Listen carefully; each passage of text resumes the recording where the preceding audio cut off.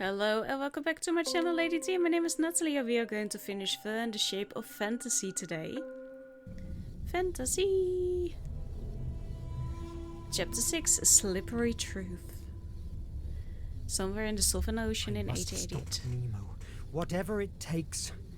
Maybe I can win some time by sabotaging the Nautilus. It's already ruined. Nobody will be suspicious of me. I hope. Surely not.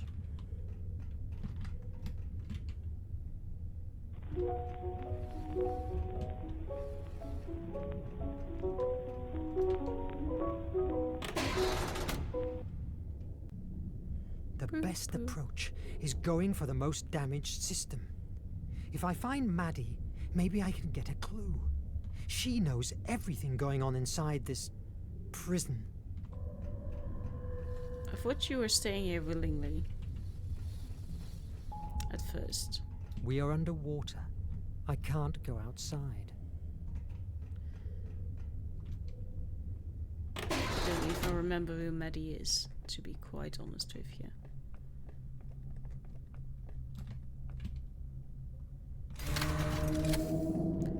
Oh, hello. What are you?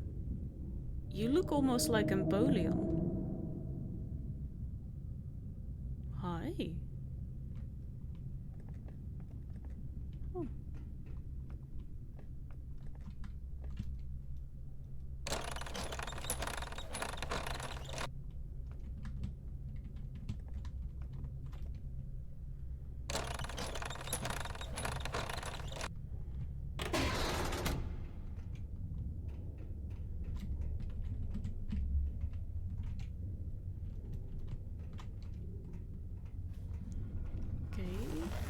These pipes will not fix themselves. I can't be with you now. That's what older women say to me too.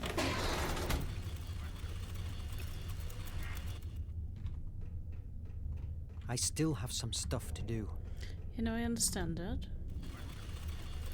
I just thought that that stuff was... Okay.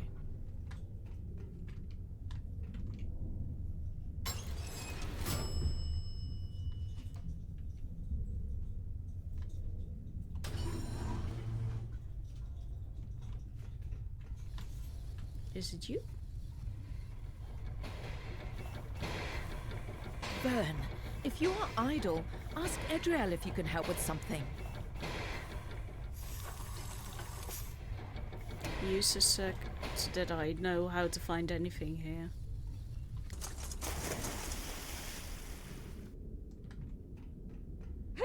It's me, Verne. Sorry, Verne. We're on edge.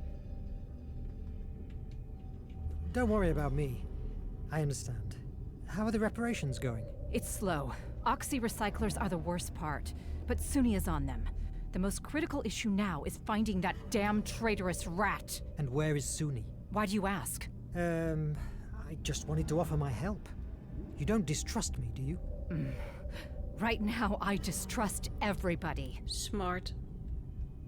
I feel we are losing control of the situation. That's because you have been lucky enough to not have lived through the harshness of war. All of us are marked with brutal scars, inside and out. But you? Go back to your quarters and let us work. Beach.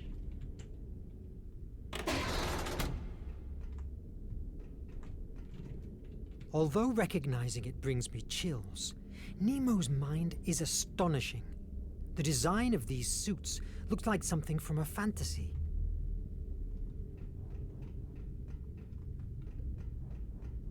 Okay.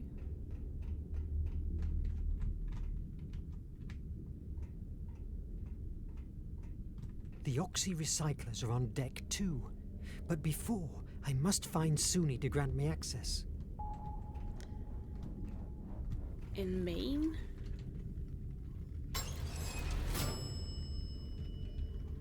How do we know where she is, though?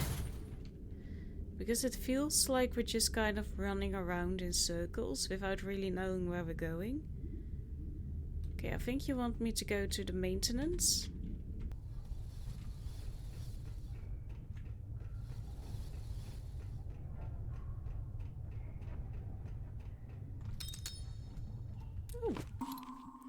Nautilus II. About the energy of the Nautilus. There is a powerful agent, obedient, rapid, easy, which conforms to every use, and reigns supreme aboard my vessel. Everything is done by means of it. It lights, warms it, and is the soul of my mechanical apparatus. This agent is electricity. My electricity is not everybody's. Your readers may know what seawater is composed of. In 1,000 grams I found 96 1.5 or 0.5% of water and about 2/3% of chloride of sodium. Then, in a smaller quantity, chlorides of magnesium and of potassium, bromide of magnesium, sulfate of magnesia, sulfate and carbonate of lime. You see then that chloride of sodium forms a large part of it. So it is this sodium that I extract from the seawater, and of which I compose my ingredients. I owe all to the ocean. It produces electricity, and electricity gives heat, light, motion, and in a word, life to the Nautilus. The Nautilus' soul. Yeah, I'm not going to get all that, buddies. Because I don't really feel like the game wants me to explore. Because we're constantly told, no, you can't go there, no, you can't go there, no, don't go there.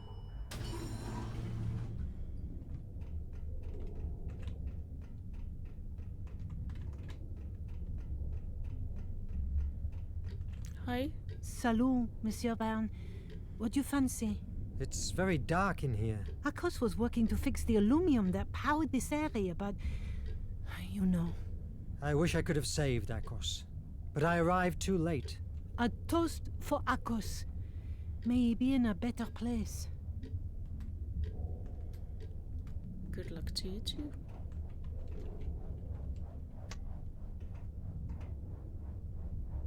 Yes!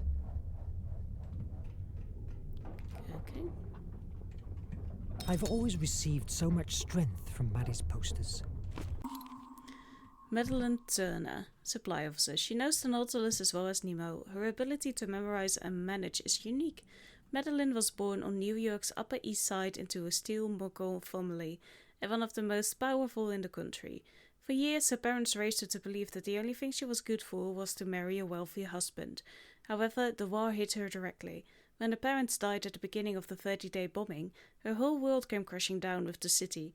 For weeks she wandered through a desolate landscape, surrounded by the ruins of the place that had seen her grow up. One night, during a bombing raid, she rescued a little girl in Battery Park who, like her, had lost her entire family. For months she cared for and protected her as if she were her own daughter, until they were able to contact her real family and get her to safety. That was how she discovered that she was worth much more than being a trophy wife. When New York regained some semblance of normalcy, Madeline tried to return to her old life, but found she was unable to get used to it. She left New York high society behind to travel to the shores of the Eskimo Sea, the most active front in the nation's war at the time. To help the civilian population, she could do little for them but watch their extermination. From Eskimo Hell, she traveled to Ceylon to join the Liberation Army War, which was fighting not only against the nation but also against the rule of the British Empire over his land. During that conflict, she met Captain Nemo, and everything changed for her. He was the ultimate revolutionary. His intelligence, the technology he had created, and his desire for world justice was so powerful that she believed, without a doubt, that with him, Hamura could change.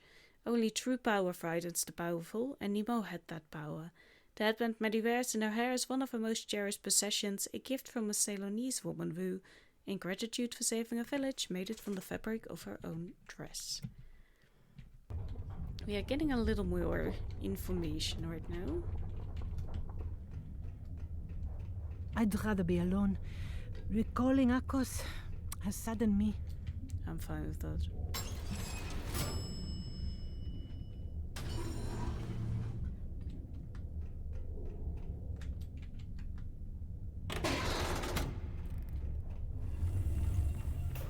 The Hall of Horrors, and I helped create it.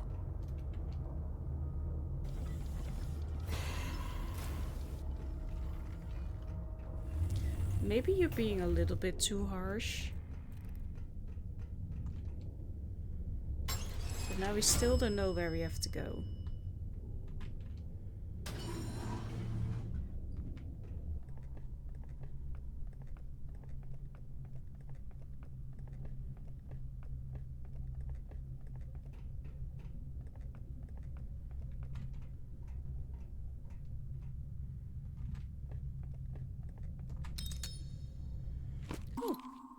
Nautilus 1 about the Nautilus. From Captain Nemo to Monsieur Pascal Brousset, Editor-in-Chief of the Herald of the Resistance. Subject: notes on the Nautilus for future articles. First of all, I must apologize for being late in sending these notes. War doesn't respect any social engagement, and these last few months have been no different. I am enclosing with this letter the material you requested me to prepare a report on the Nautilus, in the hope that, as you indicated, it will serve to raise morale among comrades and serve as an example of how science and knowledge are our allies in the fight against the nation. You will forgive me if some of the information is too brief or too shallow, but there is information about my vessel that cannot become public knowledge for the sake of my crew. I also hope you understand that due to security reasons, this will be our last communication. Yours sincerely, N. He's getting suspicious too.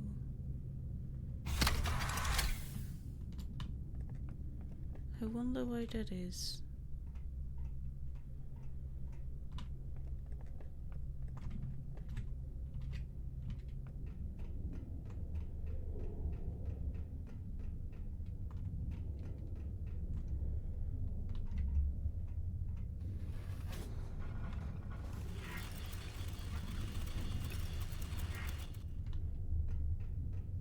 I still have some stuff to do.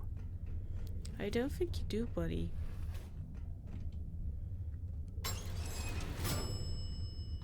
Or at least I can't find her anywhere.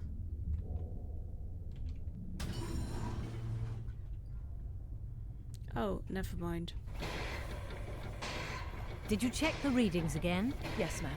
3 times. Quality of air is at its absolute minimum. I repaired the oxy-recyclers as best as I have been able, but they are still producing monoxide. Are you sure, officer? The air feels as usual. Ma'am, I have thoroughly created this environmental management system by myself, and I certainly know when it works and when it doesn't. That last attack has fatally wounded it. Will it withstand to the island? Barely. But it would be mandatory to emerge more times to recycle air. The captain is ordered to keep surfacing to the minimum until we reach the island. Do whatever you can to keep them operational. Yes, ma'am. I'll do my best. Thanks. I'll be at the bridge. Keep me informed. Verne, shouldn't you be checking the capsules? Yes, that's right.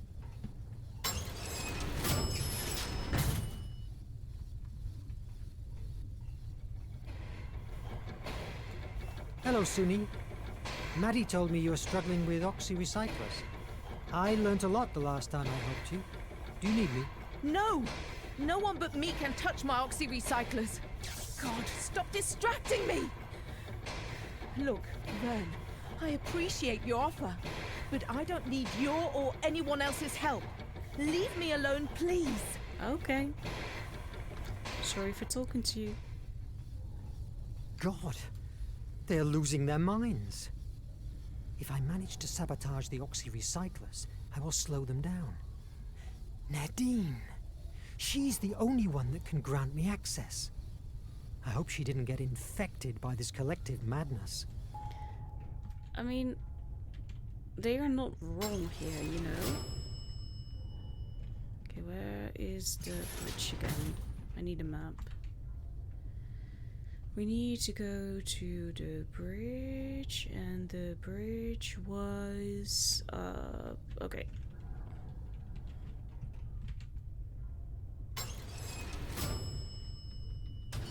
It literally says it. Okay, cool.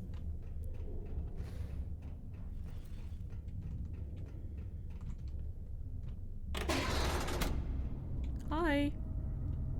I can't do more. How long will it take to get to the island? Let me think. Navigate through an area where no instrument works properly, where you can never see the stars because of the thick fog, and where we rely on a fucking stone to keep us alive. It will be a miracle if we don't end at the sea bottom. The most sensitive thing to do would be... There's no time. The nation is hot on our trail. Well, I can't assure you we don't end in a submarine ditch. That's a risk we face daily on this ship. You have your orders. Follow them. Verne? I don't trust her. What are you doing here? Shouldn't you be checking the capsules? Yes, sure. The thing is that I need Nadine to grant me access to the... Star Sea, isn't it? Yes, that's right. Very well, go on. Thanks for watching my back. You're welcome. I can't stand Adriel, walking around like she had a stick stuck up into her ass. I'm exhausted. The milieu here is quite tense. Even Nemo seems deranged to me. Nemo was already deranged. Look at the Nautilus. Something tells me you are chewing the fat. What do you want? Me? Well, I need access granted to the oxy-recyclers. You have already discovered Project H, haven't you? Yes. Nemo must be stopped, at any cost. If we destroy the oxys, we will win time to think of a solution. Being caught by the nation doesn't bother you? One problem after another. Please, will you help me? You can count on me. Really? Seeing It's that you're very different easy. from the rest of the crew is a relief. I haven't slept for months because of that dreadful Project H. Everyone else accepted it without a second thought. It's a living nightmare. I'm so glad I have finally found an ally. And even more if it's you. Braving Nemo will not be easy. Are you ready? I was born ready. You know I'm a curious bird, right? Well, one day I was nosing around personal files and I discovered that months before I was recruited by the Nautilus, Nemo wrecked the AES constellation, a ship crowded with civilians. Nemo attacked innocent people? According to him, the American Empire often uses refugees as human shields. How horrible.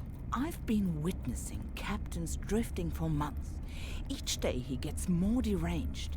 He always has been a passionate man, but he has turned into a monster. We must stop him for the sake of everyone, including himself. Let's do it. Grant me access to the oxys. I will sabotage them. That will keep them busy, and we will have our chance of taking care of the capsules. I will defuse them. Then we open the water gates and let the sea decide. Cool. I will prepare the Ixio to run off. That miniature exploration submarine?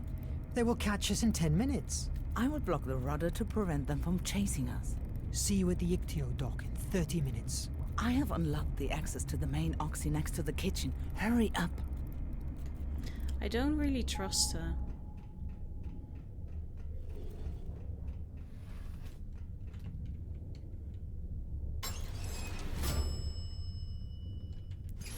Where is the kitchen again? The kitchen is not on this map. It is not on this map. Amazing.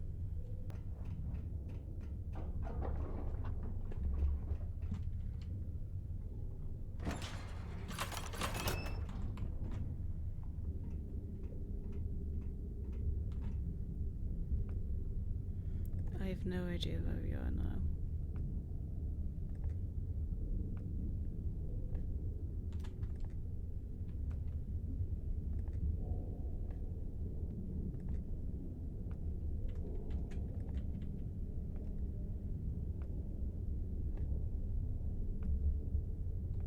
This is definitely something. If I pull the filter, that will produce a discharge that will nullify the whole recycling system. I'm glad of having paid attention to what Suni does through all these months. Though it was easy. She only talks about her job.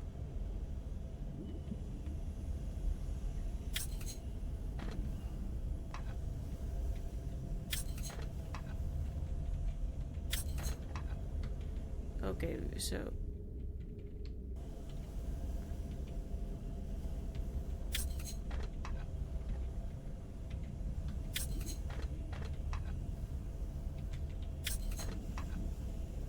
what you're trying to do, I guess, is move you guys out of the way.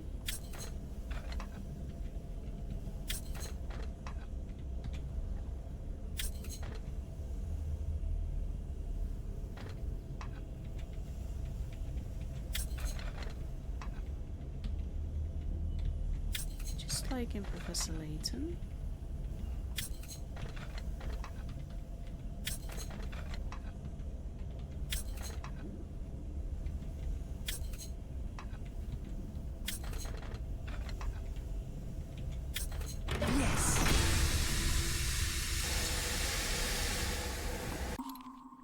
Suni Kyun, atmosphere specialist. Orphaned after the nation's invasion of Korea, this young girl grew up under an oppressive yoke. For years she lived hidden in tunnels, which made her an expert in survival and air quality.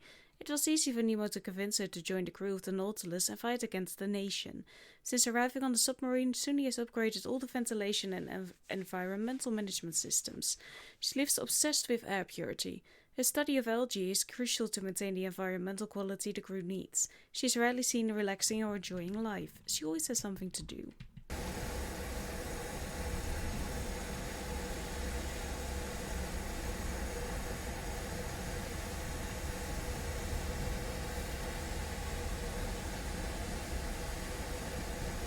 I must get out of here. Go to the lab and sabotage the capsules. Verne! What the hell has happened? I don't know. I was passing by and heard the explosion. Goddamn traitor is going to kill us all. Did you see someone? No! Nadine, we must emerge. I don't care what the captain said. If we don't surface right now, we will die from asphyxiation. I have to go to the lab. Now that they are all busy, I have my chance of sabotaging the capsules. Someone's going to find out.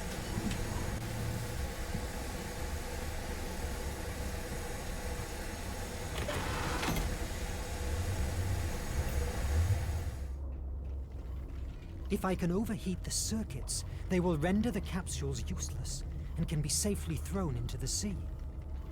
Nadine, what are you doing here?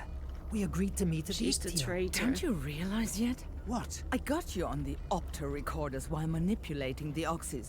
Sorry for cheating you, but war is war. Mon Dieu. You are the traitor. But why? Do you remember the Constellation? The ship crowded with refugees that Nemo wrecked? The same. My parents and siblings were among those refugees. How can you betray us to the nation? The nation is war! Verne, I'm sick. I can't stand being locked in here anymore. All these years, what have been good for? We achieved nothing. Only betrayal and death. It's time to try something else. Look at France. She's way better under the nation's rule. Economy, security, technology. At the expense of turning every human being into a slave. Spare your speeches. The sooner the nation gets the flame, the sooner the war will end, and also the nonsensical death. Like my own family.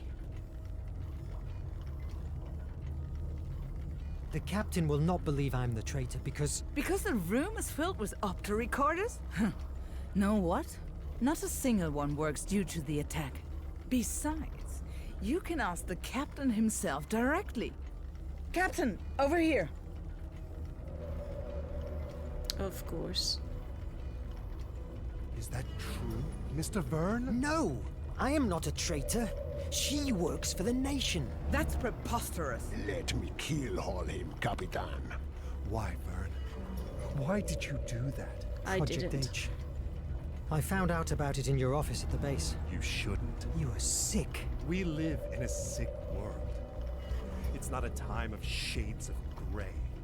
Project H is radical, but from its ashes, a fairer and more peaceful world will thrive. What gives you the right to take that decision? I'm not going to argue with you, Verne. Under normal circumstances, you would already be dead. But I need the iron. I will not help you. Do you think I have never heard these same words before? I have methods to help you change your mind. Captain, your presence is requested at the bridge. Petrov, lock him in his quarters. A few days of isolation will help him to reconsider his options. And lock Nadine in the Captain! holding cell. Petrov, Don't listen to him. Nemo wants to... Chapter 6 completed.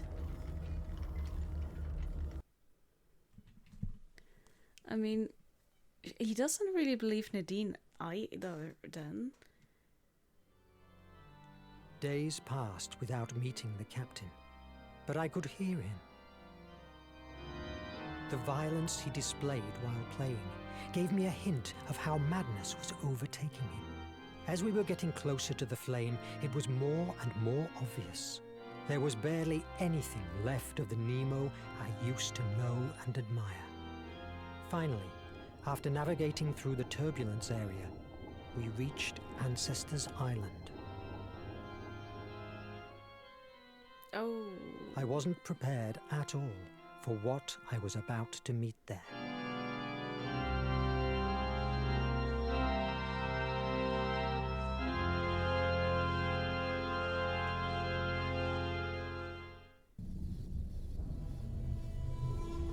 Chapter 7, Flame of Hope. Sea of Darkness. I must get out of here, and before the captain comes after me.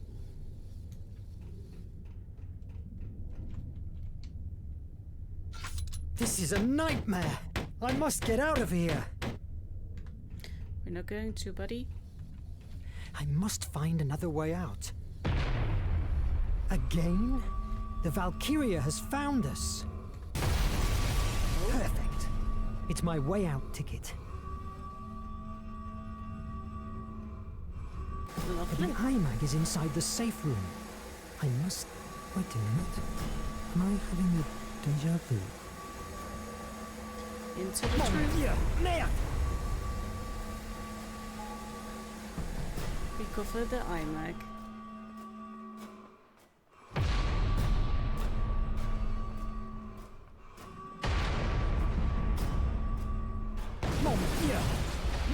Okay, that's bad. Yeah, that's bad.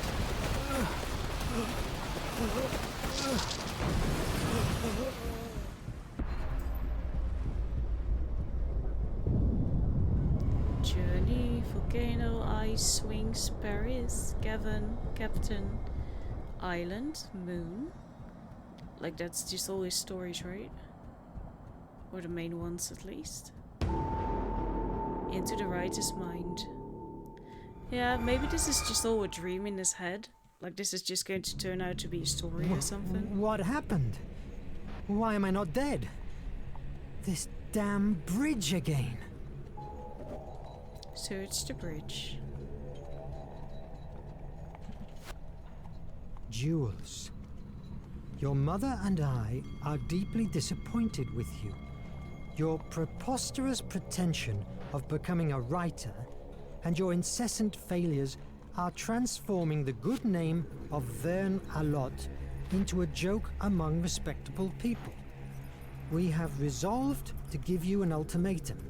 If, by the end of the year, you don't have an honorable job, we will feel that we only have 4 sons, not 5. I can live with that. Pierre and Sophie. This letter, I have read it before, but me? A writer? Mon Dieu, merde! Is he just suffering from Ancestors Island, Sea of Darkness? Is this all in his head? Wake up.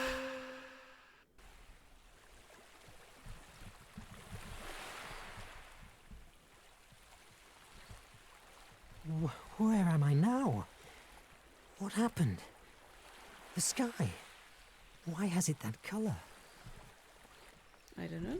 You tell me. God.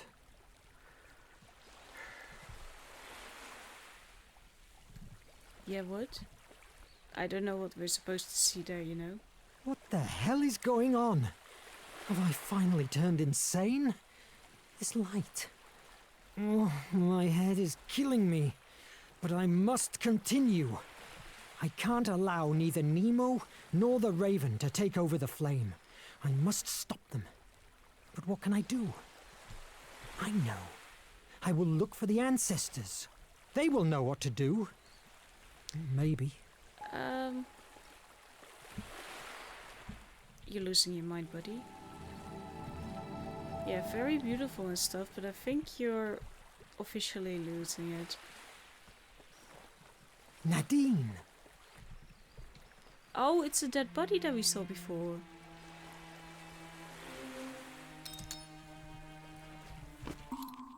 Nadine, Navigator Officer. She has an enormous natural talent for navigation and has improved all the navigation systems of the Nautilus since her arrival. Nadine is in charge of piloting the submarine, preparing navigation charts, and managing all external communications. She rarely goes down to the work areas of the Corps. She was born in the nation, but as a child she was forced to escape and take refuge in the American Empire. Due to the persecution her parents suffered for their political and religious ideas. She joined one of Captain Nemo's rebel cells in charge of stealing and sabotaging the nation's technology. After successfully passing his demanding tests, she became one of the Nautilus family. When the first pilot died in an attack, Nemo did not hesitate to give her the job. Her crazy and grumpy character does not prevent her from being an excellent professional, although she has trouble following the rules. She loves sailing, the feeling of movement and control is what fills her the most, but she is afraid of losing her youth. She wants to live and not be locked between tons of metal. Every day that passes she is more tired of the war and the hardships she suffers with Nemo. If I had known that up front... God. Will there be any survivor? I hear someone. Oh, Verne! I'm glad to see you. Are you? What happened to you? Where are the others? Dead. All dead, damn it. My understanding was that good captains always sank with their rude. ships. My crew is dead because of me. My Nautilus wrecking. No, Verne, I haven't been a good captain at all. However, abandoning the ship was not my idea. An explosion put me down and currents dragged me here. A part of me wants to help you, but the other wants to leave you here, alone with your grief. Rude. Tell me, what would you do in my place? That Project H monstrosity would deserve you. Project H. I knew it was infamous, but something inside me kept me moving forward. It was a dreadful solution, yes, but it was perfect. Almost divine. A complete purification. By all gods, Verne, you must believe me. Only a soul sickened by fear and anger would brew something as heinous as Project H. When I saw my wife and my daughter dying by the hands of the nation, I could do nothing to save them. They fade in my arms. I took revenge, yes. With my own hands, I cut the throat of the captain that gave the execution order. But I have never been able to get rid of the horror of my own helplessness. And now, my Nautilus, my crew, it's all destroyed. You have opened Pandora's box, Captain. You have brought the flame to the nation's fingertips. You have sentenced mankind. I deserve all your disdains. But let me ask you for a last favor. Which is? The iMac. Me and the Nautilus have enough strength to bow out in a blaze of glory. Help me to board back, and I will make sure that the Valkyrie will never take the flame away. By yourself? Are you insane? Maybe. After all, I am Captain Nemo. Let me help you save the world. Oh, sorry.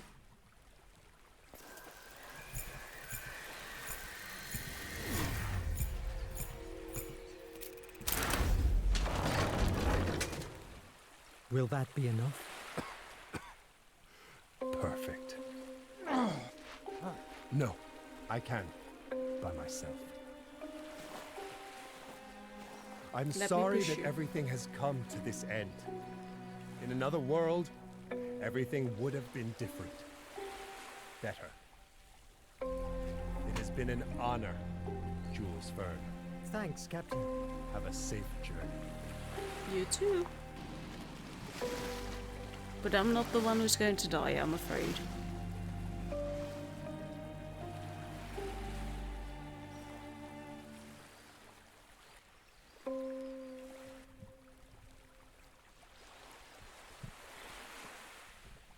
Oh, there's someone else floating there.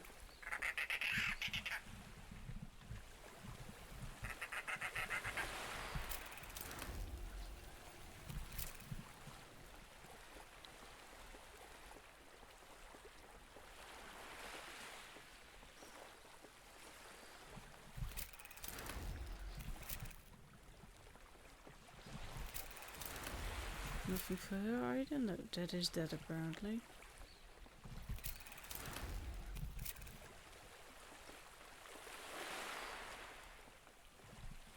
God. Still don't know. Yeah, I still don't know what that is. I feel like I'm supposed to realize. But I don't. It's probably a person. Somewhere, somehow. What do you want me to do now? That's what I don't understand.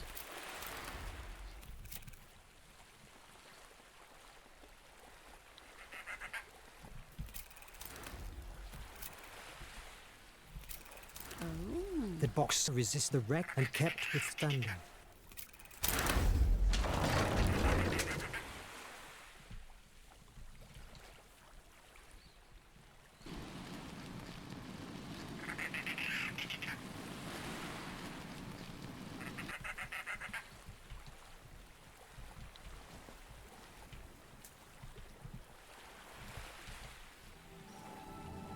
Yeah, very beautiful.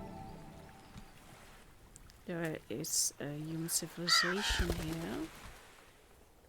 We probably don't want me here. Again? Am I hallucinating? Yeah, I don't think you're doing very well.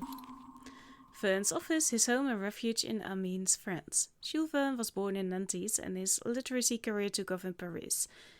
But he chose Amiens, his wife's hometown, to reside because, despite being close to the capital, it provided him with the required tranquility to write. I live apart from journalists and critics, and do not leave my corner, he wrote to his brother Paul. During his first years there, he settled at number 44 Boulevard Longueville, and then moved almost next door to number 2 Rue Charles Dubois, where he lived for 18 years and where the Jules Verne Museum is now located. A few years before he died, he returned to the house on Boulevard Longueville, now known as Boulevard Jules Verne. It was an austere, bare room. Under the window there was a work table, and it was spectacular not to see it in the usual mess that usually covers the tables of the library. There was in the room only a single seat, nor more furniture than a low sofa, wrote the famous reporter Nellie Bly of the American newspaper The New York World when she visited the author. Verne had in his office preserved in the museum, on the desk, a brown globe on which he designed the itineraries of the travels of the characters of his novels, and with a set of compasses measured the distances and calculated the time they spent in their travels. In that office he worked on some 30 novels, writing from 5 in the morning until 11. Then he would leave to attend to his duties and get into bed around 7 in the evening to read books and magazines and take notes until midnight. That sounds like a great life. Ooh, don't want to know what you are.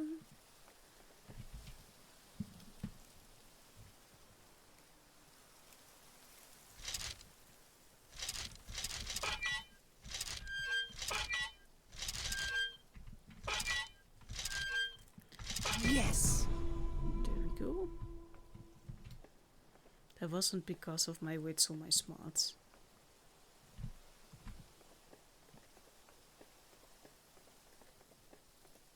Maybe he's dying and he's overthinking his life or something. Oh no. Destruction once more. It doesn't seem anybody has lived here for centuries. Verne, at last. You are alive! Stop there! I won't let you or the Raven even get close to the flame. Verne, listen to me. I'm on your side. Forget about the Raven and Nemo's plans. There's something much more important at stake. I don't want to hear your reasons. You and Nemo are nothing but murder... What the hell? What was that? Your mind is collapsing. My mind? What are you talking about? Adriel! What are you doing? Paris in the 20th century, written by Jules Verne? That's impossible. I would have given anything for not telling you what I am about to say. This book is very inferior to 5 weeks in a balloon. If you came to read it within a year, you would agree with me. These words, I've heard them before. To sum it all up, it's a failure. And if 1,000 men told me the opposite, I would tell them to get lost. Nobody will believe today in your prophecies, and nobody will be interested in them. It's signed by Pierre-Jules Hetzel. These are the words of your editor. Now I remember the rejection, the pain. I know, Verne. That same pain is the reason why you have been brought to this world. You were trapped inside your imagination. What? But who are you? The voice of reason? I am yourself. But inside this very world you have created. I was called Placia a long time ago. Impossible! What are you talking about? Is this one of Nemo's rigs? Ah! My head! We're running out of time. You must listen to me. You are not Jules Verne, the scientist. That's not your real identity. Shut up! Think. Focus. You know you are not from this world.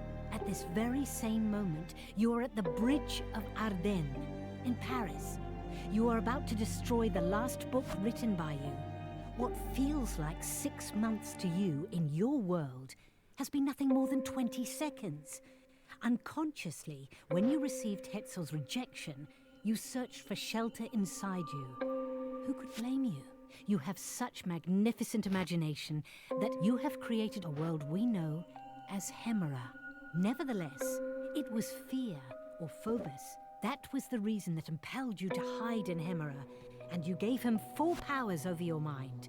He gave you a paradise that you would never want to leave. Since you arrived here, to that idyllic island after the wreck, I have been trying to leave you a trail of breadcrumbs to carefully drive you to the truth. A too straight or too early revelation could destroy your sanity. But I can't afford subtleness anymore. Phobos, through Raven, is about to get his hands on the flame. All things beautiful and extraordinary you have ever imagined will be obliterated and turned into an infinite wasteland. That is insane. If this is a fantasy, why can't I just wake up? Because in order to do it, you need the flame. It's a portal to your world. If Phobos takes control over it, you will be trapped here forever, in your world. You will turn insane, and you don't have much time left. Where are we? I'm not sure I can take any more jumps. It's one of the main conduits that directly connects with the flame. It will lead us to the Raven himself. We must finish him. Okay. Sure. Pierre-Jules Hetzel was the only editor of Jules Verne, with whom he created a collection of extraordinary voyages. He was one of his closest friends, and the writer considered him a spiritual father. Not in vain, Hetzel was also the editor of important writers of the time, such as Balzac, Victor Hugo, or Émile Zola. In 1862, in his office at Rue Jacob in Paris, he received Verne's first novel, 5 Weeks in a Balloon. Very interested in children and young audiences, Hetzel was capable of seeing Verne's enormous talent, not only for adventures but also for the popularization of science, so his knowledge was the main weapon of his protagonists. Thus, in January 1863, he published a novel with great success, starting Verne's famous adventure saga. However, in 1864, he rejected the publication of the new novel of the promising Verne, Paris in the 20th Century, considering it too pessimistic. Through a letter to author, he expresses his rejection and speaks of the poor quality of the story and its lack of interest. The editor knows his audience very well and believes that this novel is too serious and tragic. The rejection is a very hard blow for Verne, but there's no doubt that he takes good note of his editor's advice, since from that moment on his work adapts a more optimistic and enthusiastic attitude towards the future, which undoubtedly contributed to making him the celebrity he is today. Paris is in the 20th century was considered lost. However, in 1889 it was found by Jules Verne, the writer's great-grandson, in Verne's son's safe. When it was finally released in September 1994, it became a bestseller and, to our regret, once again proved what a great science fiction writer he was, for he prophesied a 20th century sadly close to our reality. He's a time traveler.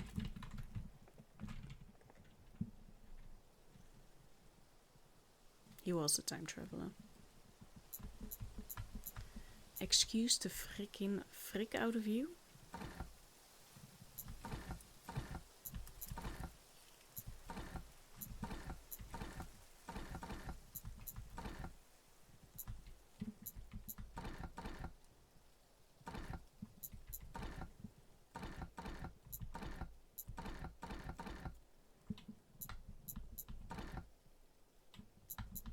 I would say it does it like this, actually.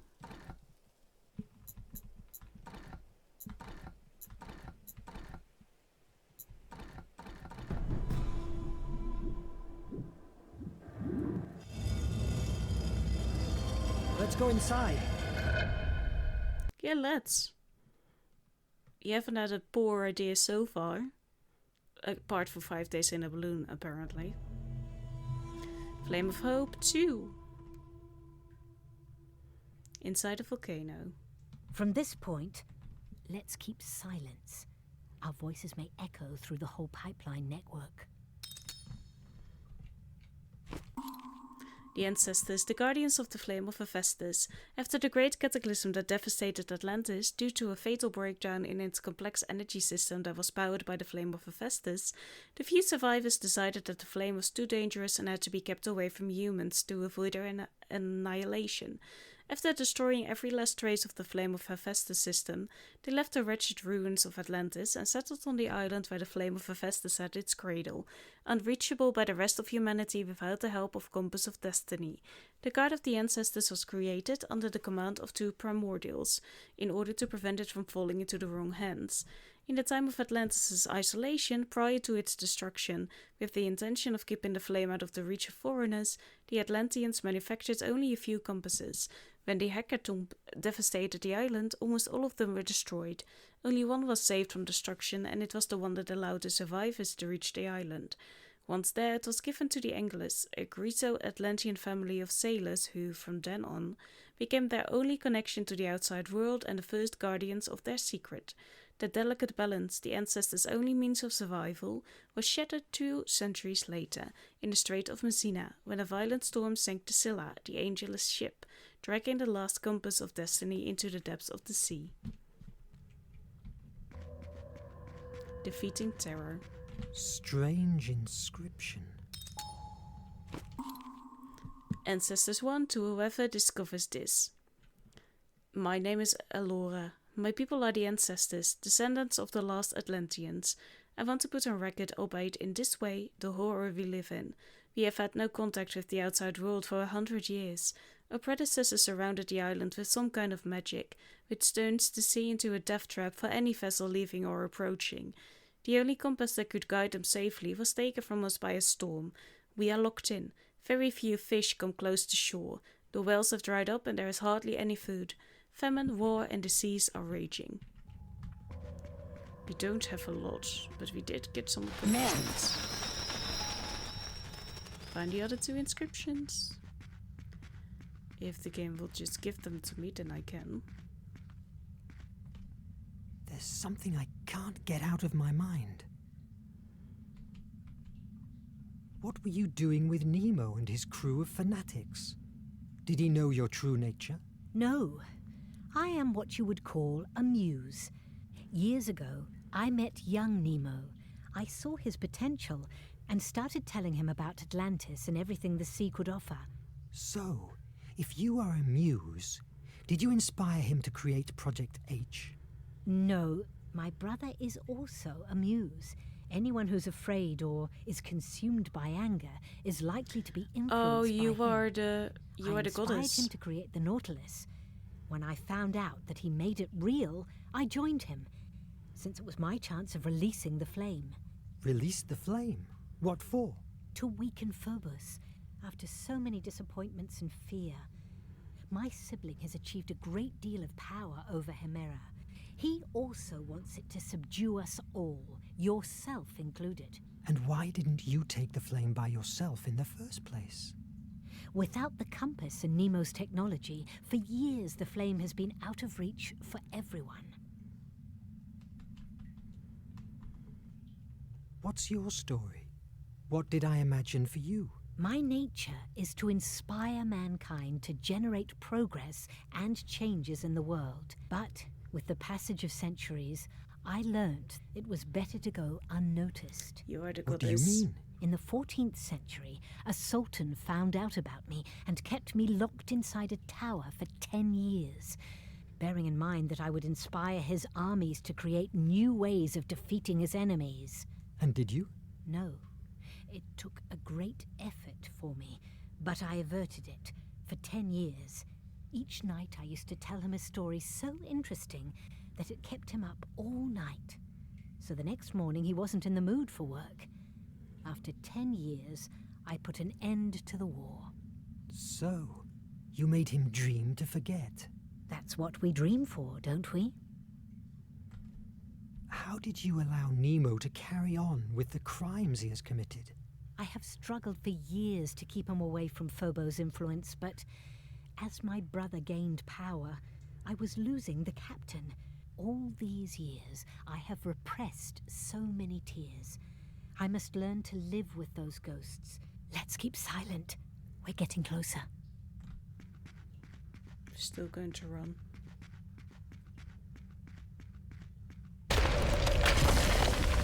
Why are you stopping? Master, the cave is almost collapsing. Will you let a bunch of rocks dishonor you? Huh? No, Master. Never. Faster! Get rid of this debris! These must be them. I believe they are at the pipe below. Both of us will make too much noise. Wait here. Phobos must be with him. Be careful. If you die in this world, you will never return to yours. I will keep it in mind. Be careful, too, even if you are a goddess. I think I'm just very slow, is what the point is. Can't go past there, so no more secrets here.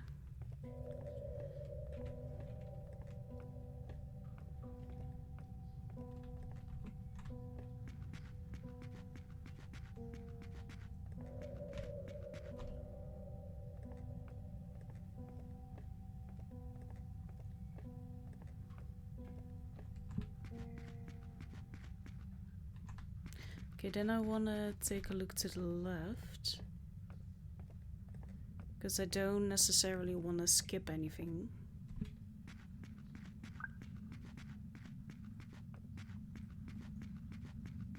What's this place? Verne and volcanoes, passion for mysteries. Jules Verne had a great passion, or perhaps a small obsession, with volcanoes, as he used them in many of his major works. For the writer, they were an open door to mystery and adventure, to the discovery of the very origin of the Earth, guided by an unstoppable force capable of provoking terror and admiration in equal measure. His most famous volcano is the one in Journey to the Center of the Earth in 1864. It's located in western Iceland, and which in the novel is the gateway to the fantastic subterranean world.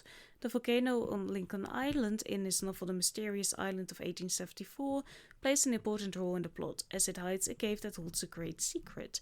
The novel The Golden Volcano in 1906 was published after his death and finished by his son Michel.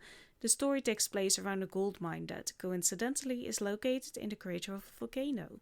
In 20,000 Leagues Under the Seas, we find several references to volcanoes, such as Nemo's secret base built inside a submerged volcano crater.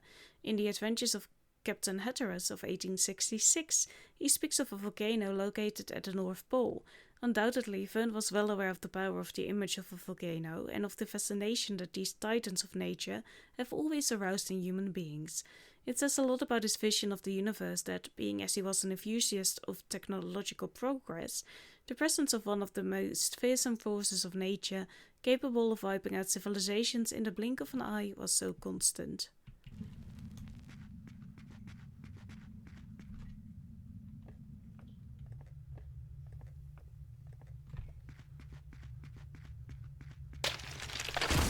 Merde! Merde indeed. That just means shit, right? Ancestors free to whoever discovers this. When I think of our forefathers, all of their deeds and miracles, how sad it is that such a noble lineage is ending like that of some wild animals. I pray to the primordials to have mercy on us. They are our only wood.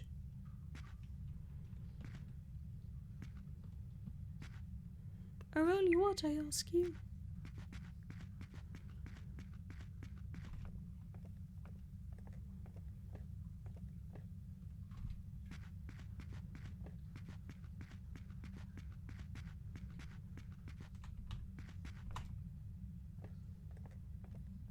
Down, down, down we go again. Merrily, merrily, merrily, merrily. Life is but a dream. Okay, now I wonder, do we want to go up? Do we want to go down? No, we don't. I'll be with you in a bit.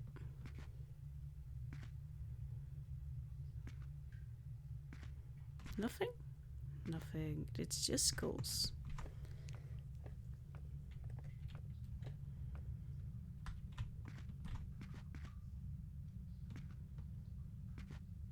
Inside a dormant volcano in the middle of the ocean. Wonderful. Yeah, I feel amazing too. Love being here. Ancestors 2 to whoever discovers this. The war between the ancestors of the ghost and the ancestors of the mountains that we have been suffering for 2 years come to an end yesterday. Edmus and his mountain followers defeated Xander's men. There was a terrible slaughter. Edmus is now lord of the island. We fear for our lives. He is a violent and vengeful man. The stupid wars have spoiled this year's harvest. I do not know what will happen. I fear for our future.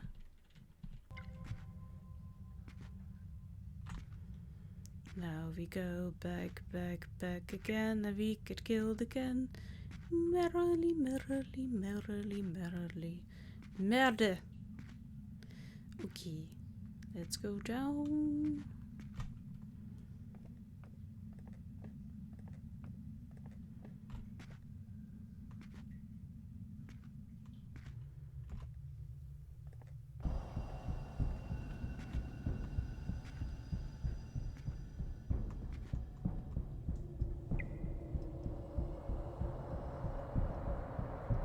Are you going to go further? Because otherwise I'll just go right.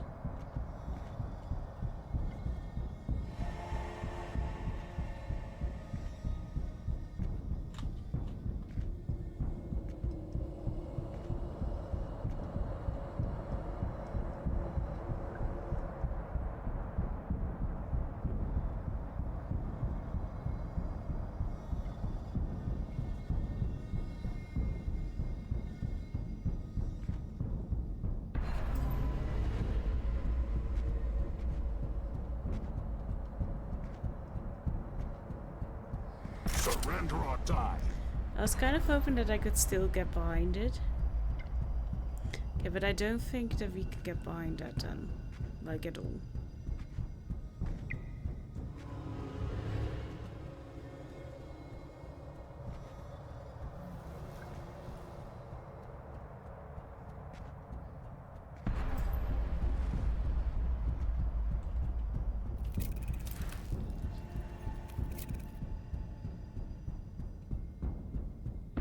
But if they don't go further, like, what do you want me to do then?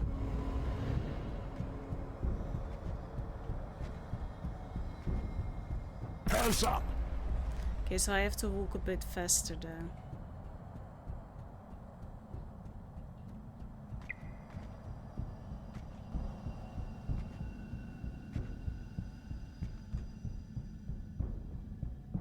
Freeze! I literally didn't do anything else.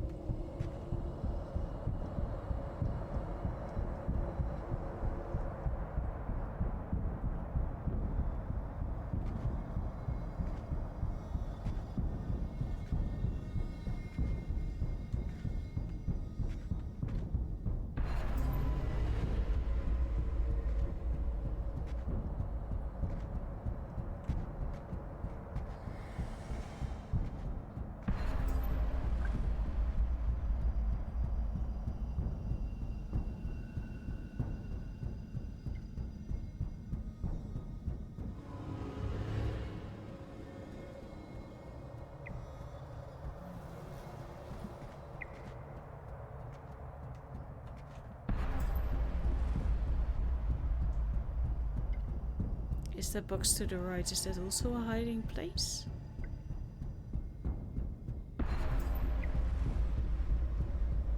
Is he standing on my side?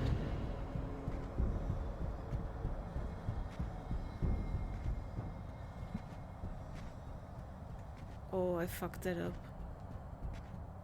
No, I did not.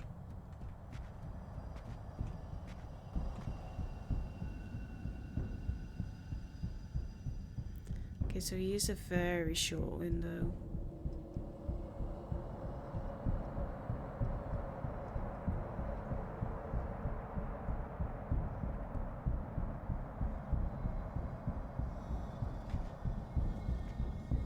I got you, filthy terrorist.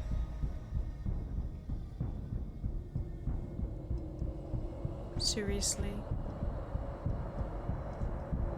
I don't want to be here. Like, this is a very bad place to be.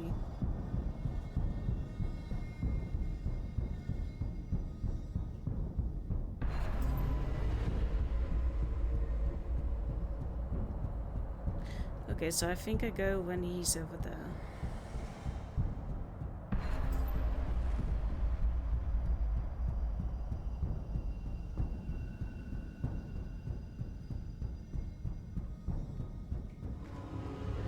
Surrender or die.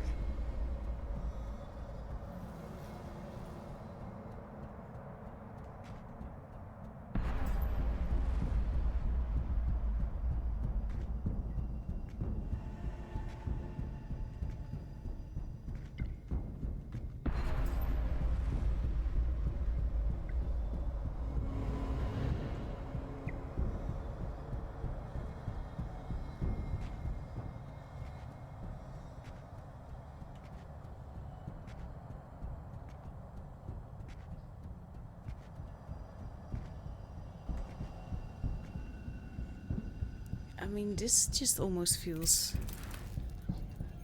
Stones fell violently from the highest part of the tunnel, warning the guards. What's that?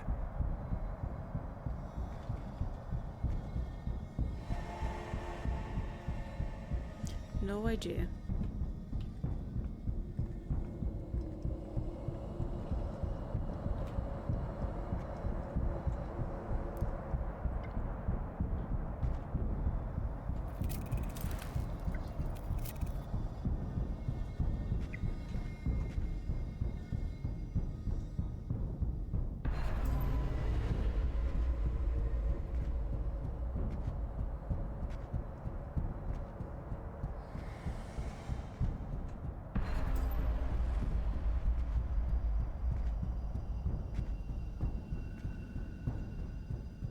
I'm so dead.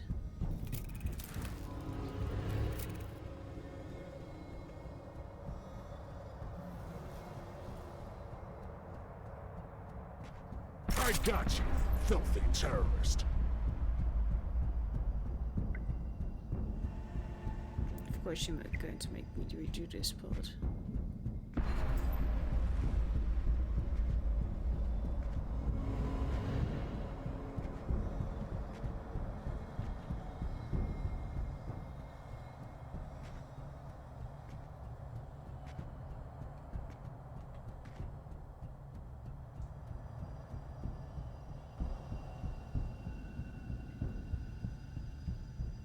Can you get out?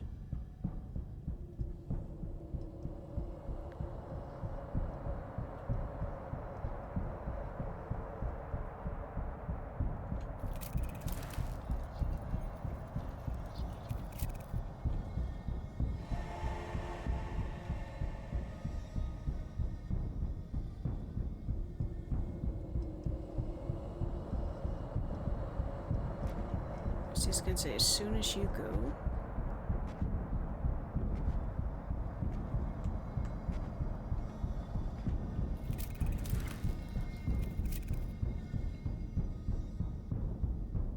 Do you want me to just walk up behind him and be like, yo, hi?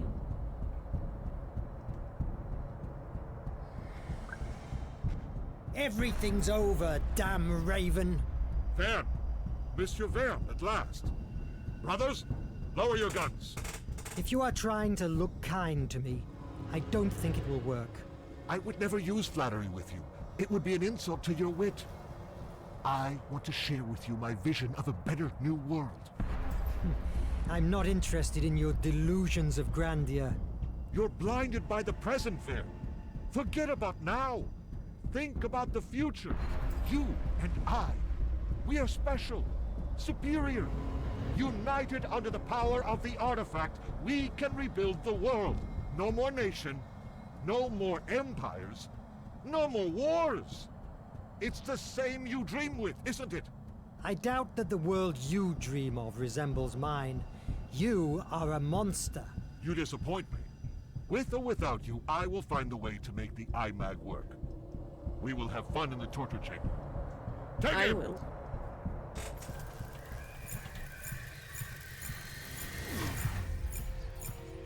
First time I did it in one go.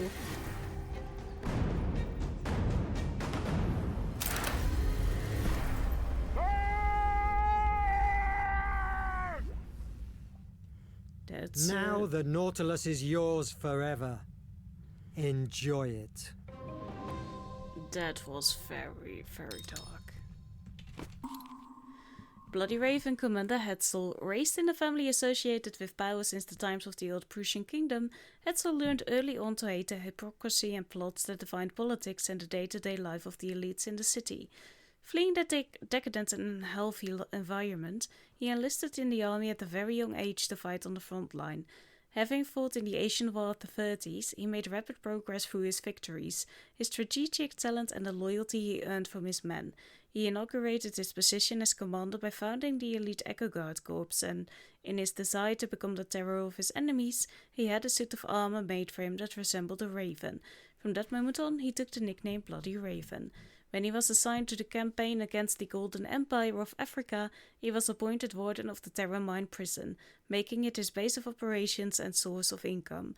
When Nemo and his companions arrived laden with chains, the Raven rejoiced at having the honor of being in charge of torturing and breaking the very famous Captain Nemo.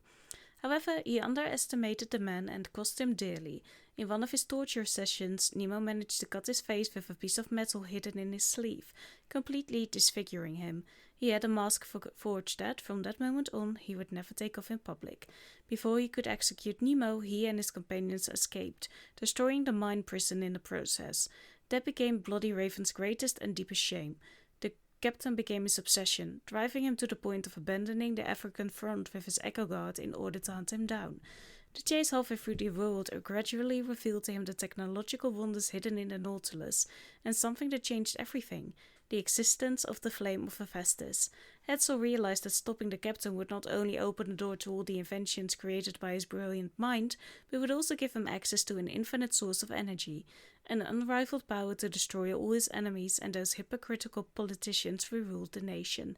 Hetzel is a supremacist. He seeks to exterminate all his enemies whom he considers inferior. He does not seek peace, he seeks domination. He considers himself a great hero and the herald of the god of war. Lovely person. Mon Dieu. Mon Dieu. Open the door of the flame. Yeah, can we do? Thank you. Jules, did you find him? Are you all right? Yes. The Raven is not our worry anymore. And Phobos? Not a sign. Can I use the IMAG to open this? I'm afraid that this time it won't be that easy. Luckily, we have this. Concentrated blue blood from the Nautilus. Okay. I need something that can help me. As soon as it has come into contact, the blue blood has activated. Use the controls.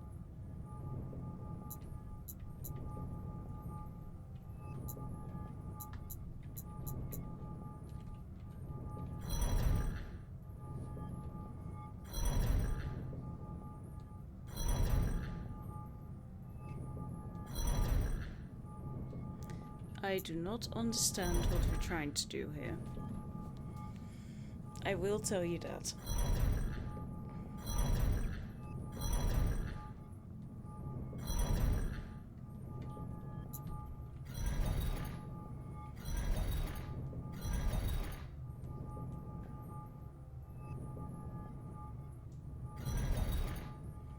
I do not understand this.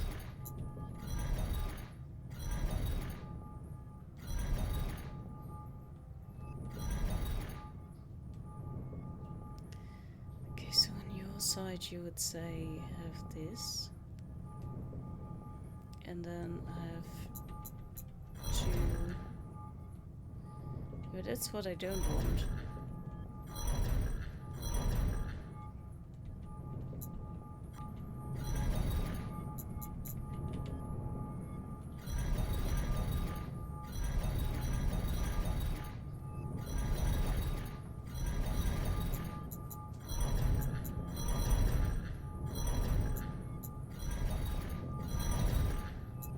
I don't understand. I really don't. Oh, finally. I used the tutorial for this. Like, this is heinous. Let's go inside. That's what she said. Absolutely marvelous.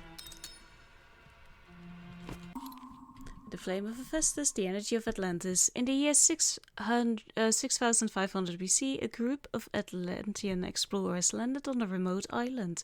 There they found an extinct volcano, and inside it something that would change the destiny of their people forever. An immense floating ball of light. They christened it the flame of Hephaestus. Atlantis experts believed that the flame was an accumulation of gases contained in the structure of the volcano, which, when traversed by a flow of electrons, produced discharges of electricity that generated light and a very powerful energy. The Atlanteans exploited this discovery immediately. In barely more than 10 years, the flame was feeding the whole of Atlantis through a network of conduits, and a golden age began. Her technology was unparalleled, and trade flourished in an unimaginable way. Her prosperity attracted people from all over the world. However, among the Atlanteans there were those who believed that foreigners could steal the flame from them, and they became more and more hostile towards them. Fear dominated them. They transformed the city into an impregnable castle, and subjected to slavery those they considered unworthy of being Atlantean citizens. They squandered almost all their wealth on erecting an underwater barrier around the island of the Flame of Hephaestus, designed to alter the climate and currents to make it unreachable. Over time, they relegated the maintenance of the huge network that distributed the flame to the most miserable slaves. With this state of affairs, a small accident could trigger a tragedy. And that's what happened when a soldier crashed a slave into a fragile pipe. A leak caused a spark, and then each and every flame-powered machine exploded at the same time. In the blink of an eye, Atlantis was wiped off the map. The few survivors abandoned the ruins and exiled themselves on the island of the Flame of Hephaestus to keep it out of the reach of mankind. At that moment, the Ancestors' Guard was born.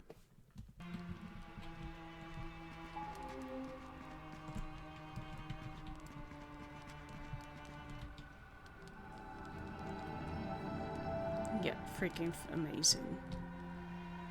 Hello, little sister. Thanks for opening that door for me. Phobos, Verne, activate!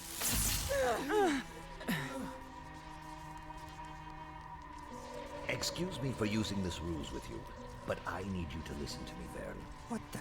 You are the shadow on the bridge. Nathea, you must accept your defeat and stop confusing Verne with Liberty Dreams out of his reach. She didn't show you the whole picture.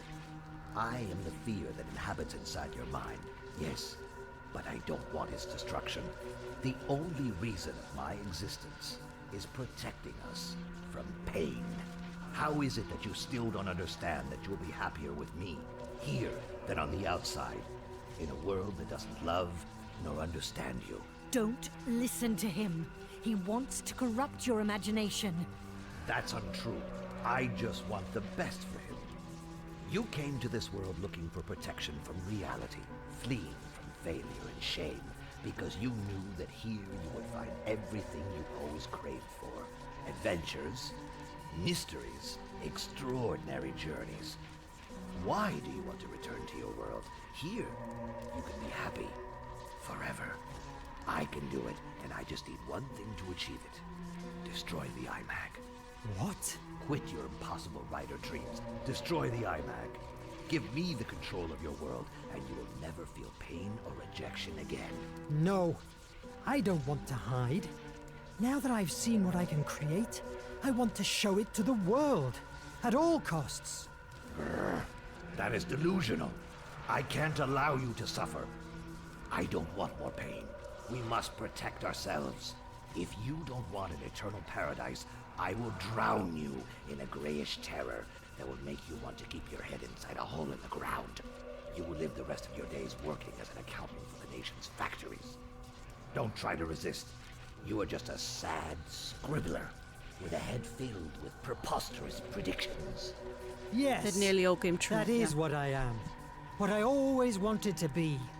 Better than a coward who hides from himself. All right, the hard way then. I will turn the flame of Hephaestus with my imagination. I will write the end to this story of yours, of the IMAG, Placea, and the Nautilus. The nation will prevail forever inside your mind. Verne, I hope you like smoke and ashes. I do, and it's a cigarette.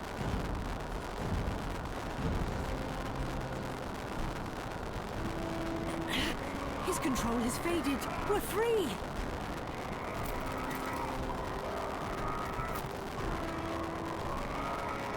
Why don't you open?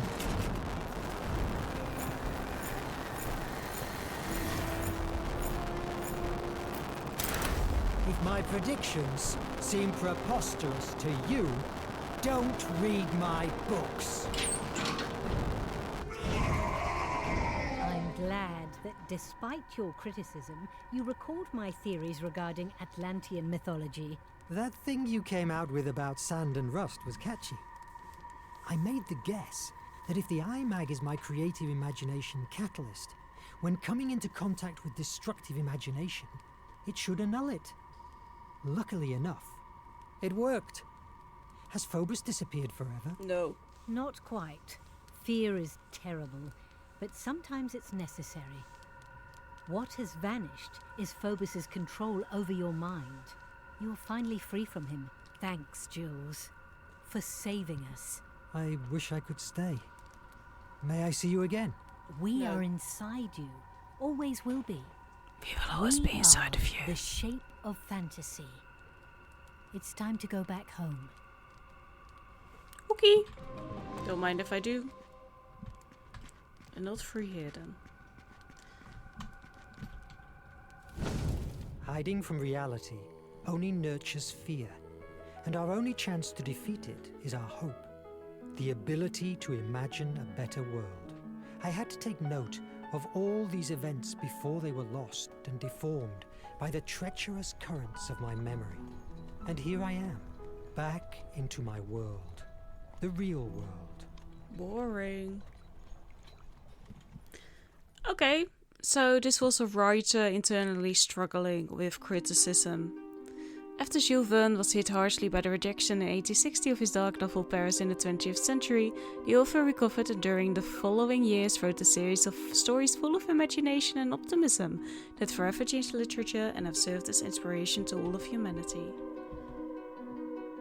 Yeah, this is being a bit creepy. Can we go? Can we go? Thank you. So thank you so much for watching this series. If you have, I kind of had a good time. I feel like the story wasn't as powerful as it could have been. The gameplay was alright. I got lost a lot inside the Nautilus itself. Jules Verne's. Oh, the publisher. It feels so odd because it's not that long ago, it feels like, you know? Like only 1886, like less than 150 years ago. That's just insane. But thank you so much for watching. I hope to see you in another series. This was it, and have a good weekend. Goodbye.